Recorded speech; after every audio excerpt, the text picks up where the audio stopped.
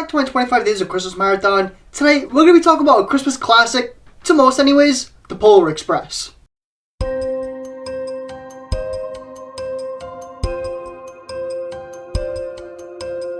For me, this film was a giant mixed bag. There are some parts that really work, like the scenery shots and just the overall Christmas feel, but then there's other parts that don't really work, like the character designs and the bits of filler. So with that said, let's hop right into the positives. So off the bat, you need to give this film its due when it comes to turning a picture book into a feature-length film, which I would not imagine is an easy task.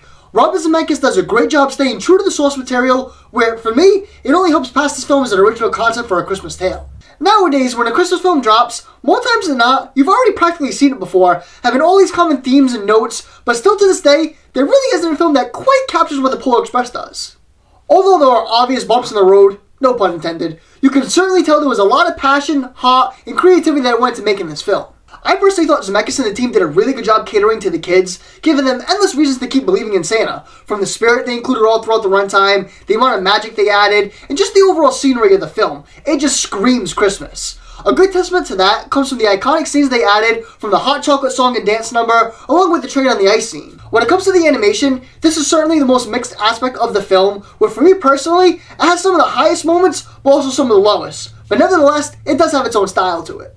On a positive note, it had countless creative shots, from the keyhole shot in the beginning of the film, the opening shot of the train, the scope of the North Pole and all the elves, the train going up that windy mountain, and of course, the scene where the ticket flies out of the window. That scene is arguably the best shot sequence of the entire film. I also really appreciated the fact that the animation looks like what a picture book would look like in real life, along with the great color palette that it had, which is very creative with this being based off of one. But where the animation does take a dive is with the character designs. Most of the still shots are fine, but once they start talking or attempting to show some sort of emotion, it ranges from okay to nearly scary looking. There are some points where I give it a pass because it was made in 2004, where this sort of technology wasn't really at the top of the game yet, but there are, again, too many shots that are pretty frightening to look at for too long. And the last positive I wanted to touch on was the music.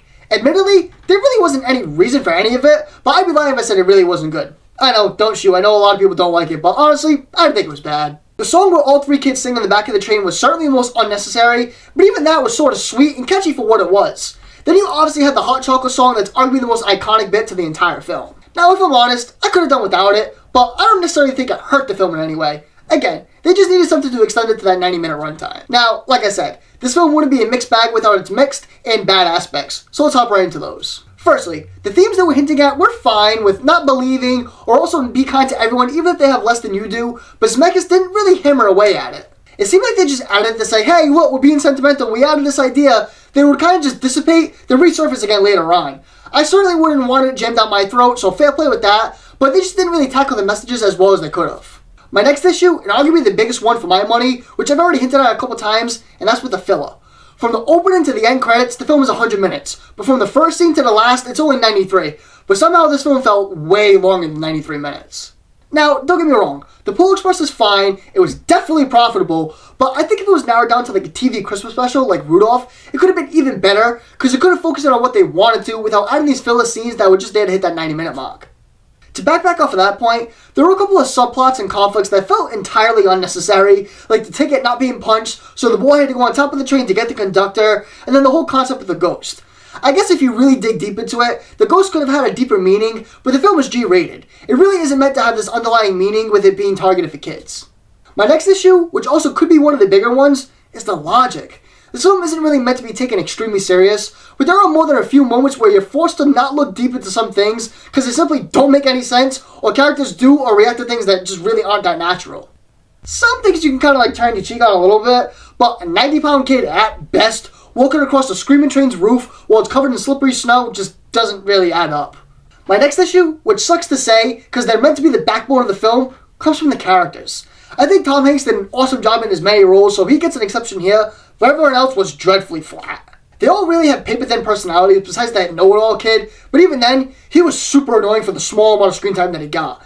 It almost felt like the kids were an afterthought because Zemeckis didn't even bother to give them proper names. As I mentioned earlier, I can appreciate the theme of the less fortunate kid, but he almost felt unnecessary. He really didn't do or add anything until the third act, and even then, he was kind of a bit annoying in his own way, wasn't he? Overall, sure. The animation definitely wasn't polished, and the characters may have took a back seat, but as a Christmas film, it works.